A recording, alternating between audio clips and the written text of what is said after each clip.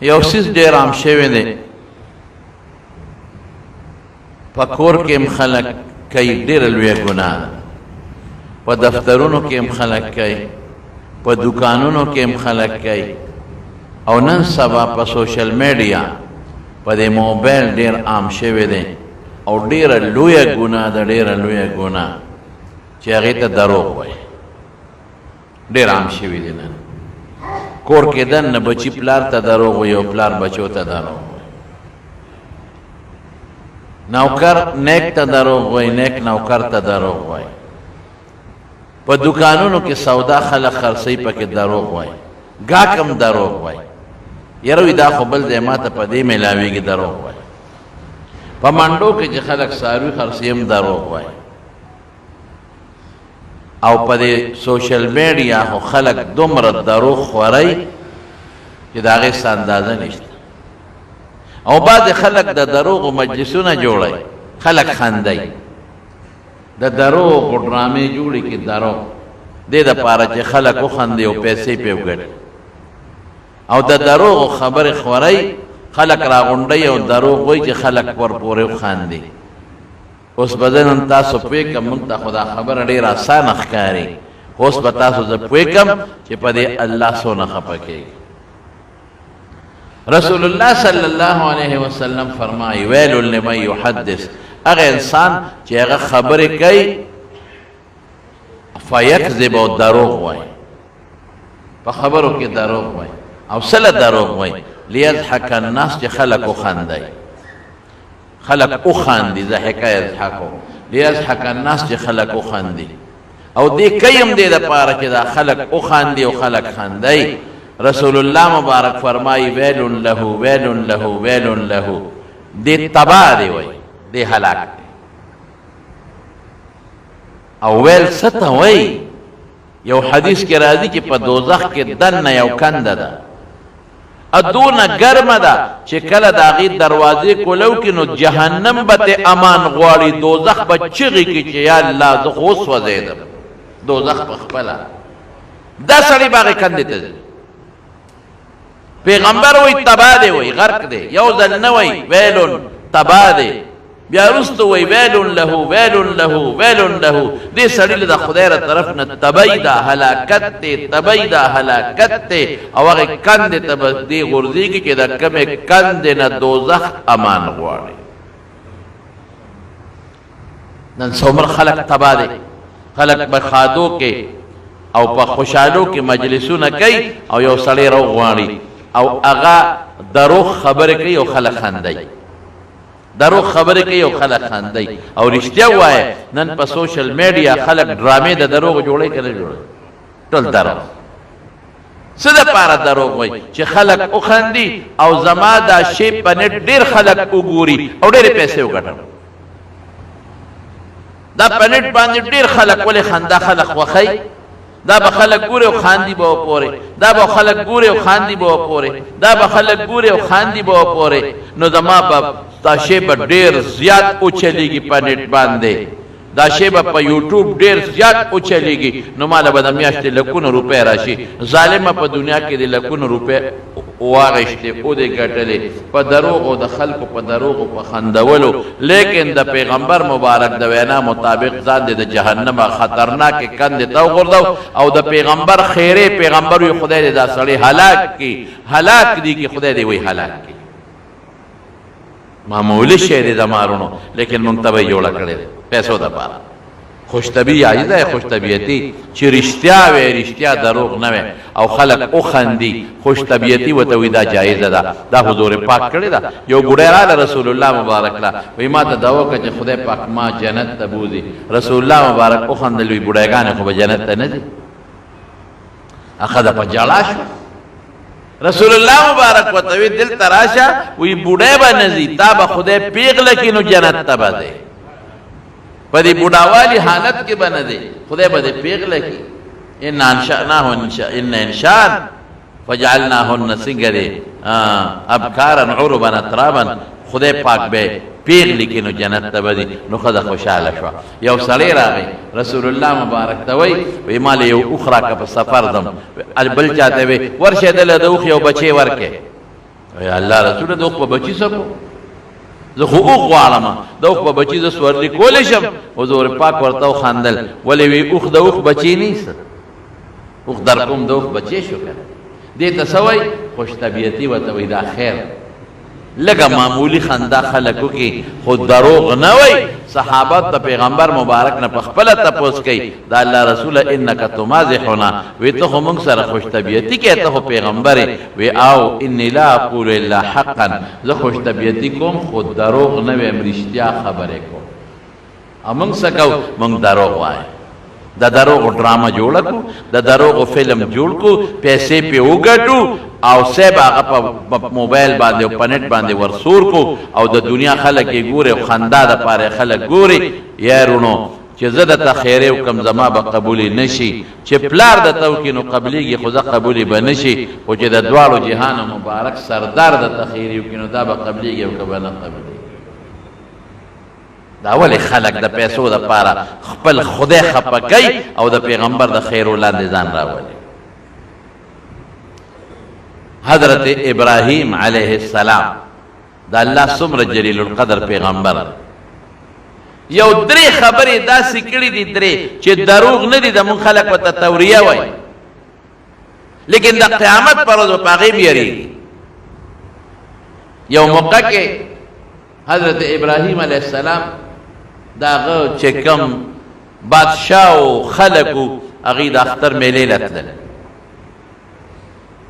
او د هغې قانون بدو چې د اختر میلې له به کله تلل نو چې لوی مندر یو شاهي مندر چې ورته وایي شاهي بتخانه هغې کې به بلا بوتانو یو پکې غټ مشر بوت به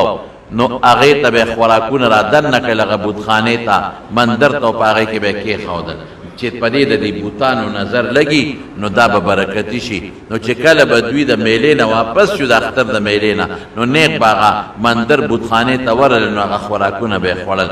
ابراهیم علیه السلام ته وایي وی راځه که هلکه موږ سره میلې له لاړ شه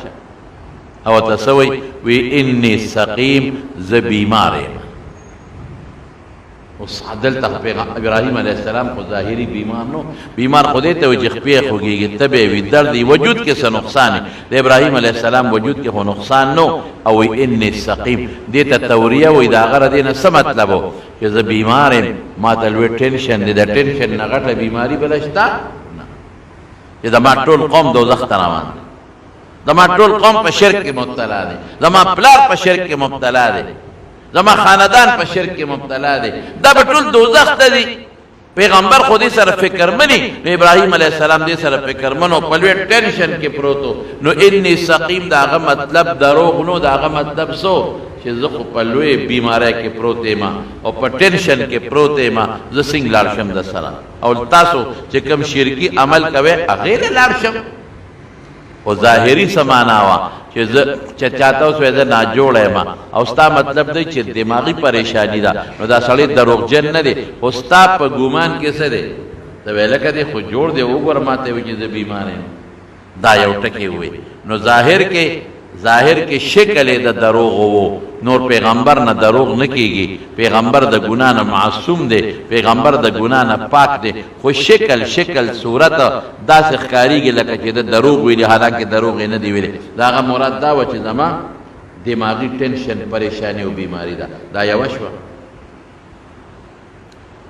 دویم چې بیا کله هغه قوم یې راغی او نیغ ورلل په بوتانو نو ابراهیم علیه السلام څه چل وکړه چې قوم لاړل میلې له نو د تبرګې راواغېشت او نیغ په دې بوتانو ونغی هغې ته خوراکونه پراته دي ورته وایي ما لکم لا تأکلون دا ولې نه خورئ نو بوت کوم ځای خوراک کولی شي بیا ورته څه وایي ما لکم لا تنطقون خر بچو هلکه دا خر بچو ټکې پکې شته نه په قرآن شریف کې ګورئ ښه داسې ماله قار راغی ما لکم لا تنطقون خبرې ولې نه کوئ زه سره خبرې کوم او تاسو خبرې نه کوئ نو قرآن شریف کې الله فرمایي تبرګي اوچت کړه او شورو یې پې وکړه او چې څومره واړه بوتان یې ټولې ټکو سترې کړل ټوکړې یې کړل او بیا تبرګي راواغېسته او د غټ بوت په اوږه کې یې ویزان دی چې د میلې نه راغله چې اوس به زموږ خوراک برکتي مندر ته ورننوتل بادشاه دي وزیران دي چې ویې کتل هغې کې ټول بوتان یې ټکو سترې پراته دي هلکه من فعل هذا بآلهتنا یاره دا مشرکان ډېر قمقل وی زموږ خدایانو سره دا کار چا کړی نو چې خدای دې د چا نه بچ کولی ځان نشي دته خدای ولې وی سپېرو من فعل هذا بآلهتنا دا چا کړی دي نو قوم وی یاره سمعنا فتى يذكرهم دلته یو هلک دی او زموږ دا بوتان په بدو یادوي یقال له ابراهیم نوم دی وی ورشه اواز کې وته بادشاه راوغوښته انت فعلت بآلهتنا یا ابراهیم زموږ خدایانو سره دا ملنډه تا کړې ده دا لوبه او ته څه وایي بل فعله کبیرهم هذا فاسألوه ای چا سره چې ټوپکې ډزه غږ چا سره چې تورې غزار غږ کوي چا سره چې تبرګي وي غزار غږ کوي نو تبرګي د هغه پلار په اوږه کې مویزان دی او دعوه په ما کوي شیخ هغه ته په اوږه کې مویزان دی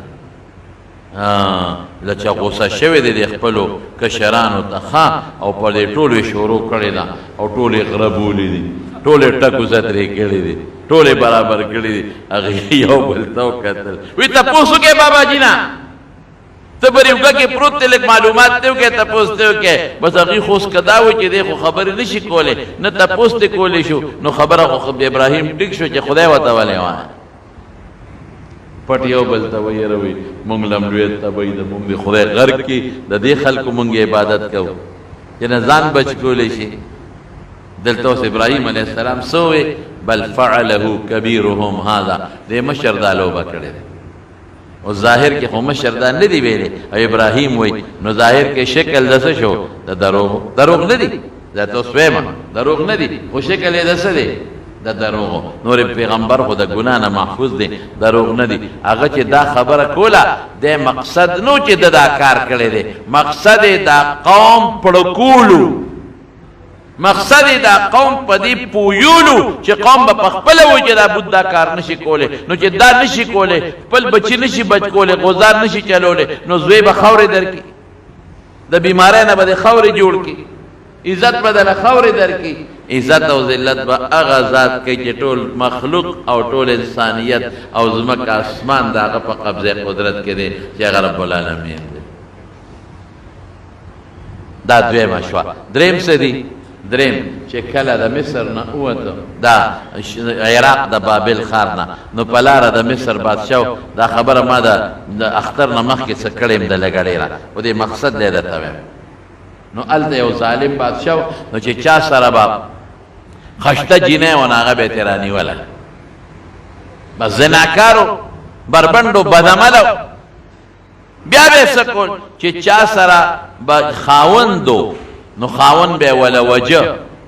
ځکه خاوند دا ډېر لوی غیرت ګڼي چې زما ښځه ما نه څوک بوځي او بدعملي دې وکړي نو خاوند به یې وله مړ کړه ولې که دا ښځه مې خوښه شوه بس ځان سره به یې کړم خاوند دې څه کوي مړ یې کوي او که د چا به خور وه نو هغه رور به یې وله نه وجه خور به یې ترې واخېسته او رور ته به یې وله څه انعامونه م ورکړل چې ځه تا له انعام در کوم دا جینۍ مې خوښه ده نو رور به یې وایي زه خو د بادشاه خواله لاړم ښه خو نه دي خو ځه خاوند خو نه برداشت کوي رور خو بیا هم برداشت کوي چې زه چا په نکاح کې به شي نو د خاوند ښځه خو څوک نه شي ساتلی نو ابراهیم علیه السلام چې روانو نو کارنده و پولیس والا و د مصر بادشاه ته وی داسې یو سړی را روان دی مونږ یې معلومات واخېستل ابراهیم یې نوم دی ډېره خشته ښځه ده او جینۍ ده ورسره ابراهیم علیه السلام ته پته ولګېدله بیبي سارې ته څه وایي وی سارې وی ما به دروغجنکۍ نه ګورې په مخ د ځمکه زما او ستا نه علاوه بل مسلمان دلته نشته یو زه مسلمان یم یو ته مسلمان یم یو سره لوط علیه السلام وروانه او قانون دا دی چې مسلمان د مسلمانې ښځې رور او خور دیني رور او خور ورته وایي